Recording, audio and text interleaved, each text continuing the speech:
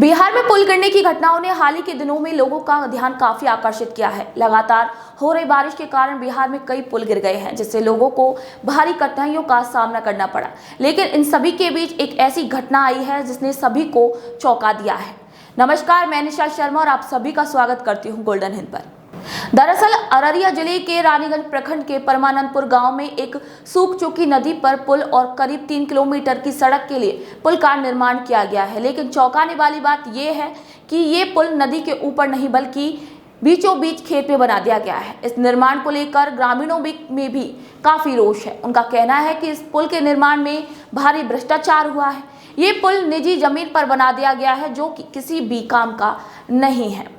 वहीं इसी मामले पर अररिया के डीएम इनायत खान ने तुरंत संज्ञान लेते हुए जांच के आदेश दे दिए हैं और ग्रामीण कार्य विभाग के कार्यपालक अभियंता को भी जांच कर रिपोर्ट देने के निर्देश दे दिए हैं। आपको बता दें कि डीएम ने यह कहा है कि रिपोर्ट आने के बाद ही दोषियों पर सख्त से सख्त कार्रवाई की जाएगी। वहीं इस पुल को लेकर के ग्रामीणों में भी काफी गुस्सा है। ग्रामीणों का कहना है कि इस पुल का कोई भी उपयोग नहीं है, क्योंकि ये सड़क से नहीं जुड़ा हुआ है, ना ही इसके लिए कोई भी अप्रोच रोड बनाई गई है। वहीं इस पुल के कारण लगभग 500 एकड़ की जमीन भी काफी प्रभावित हो रही है। ग्रामीणों का ये सवाल है कि आखिर बिना नदी के और सड़क के आखिर इस पुल का क्या महत्व है और इसे आखिर लोग कैसे उपयोग में ले सकेंगे। वहीं आपको बता दें कि बिहार में पुल गिरने की घटनाओं का एक लंबा इतिहास है। हर साल मानसून के दौरान कई पुल ढह जाते हैं, जिससे आवागमन काफी बाधित होता है।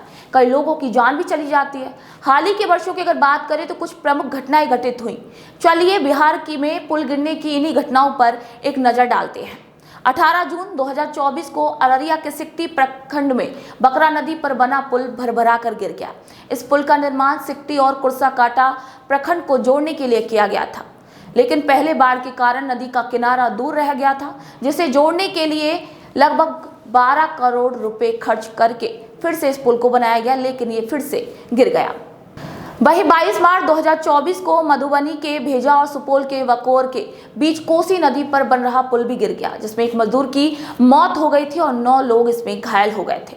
इस पुल की लागत लगभग 1200 करोड़ रुपए की थी।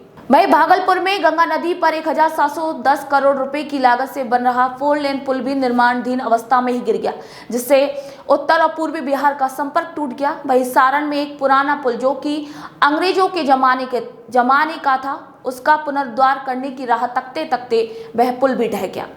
वहीं बिहार में पिछले 3 सालों में 9 पुल धराशायी हो चुके हैं, जिनमें से कई निर्माण के दौरान ही गिर गए तो कुछ उद्घाटन से पहले ही। बिहार में पुल निर्माण और मरम्मत की गुणवत्ता पर गंभीर सवाल हमेशा से ही उठते आए हैं। आवश्यक यह है कि निर्माण कार्यों में पारदर्शिता और गुणवत्ता को सुनिश्चित किया जाए। प्रशासन को भी इस दिशा में कठोर कदम उठाने होंगे ताकि भविष्य में ऐसी घटनाएं ना हो और लोगों की सुरक्षा भी सुनिश्चित हो सके। वही बात करें इस नए अनोखे पुल के निर्माण की कहानी की, तो ये न केवल प्रशासन की लापरवाही को उजागर करती है, बल्कि ये भी बताती है कि आखिर भ्रष्टाचार कैसे लोगों के जीवन को प्रभावित कर सकता है।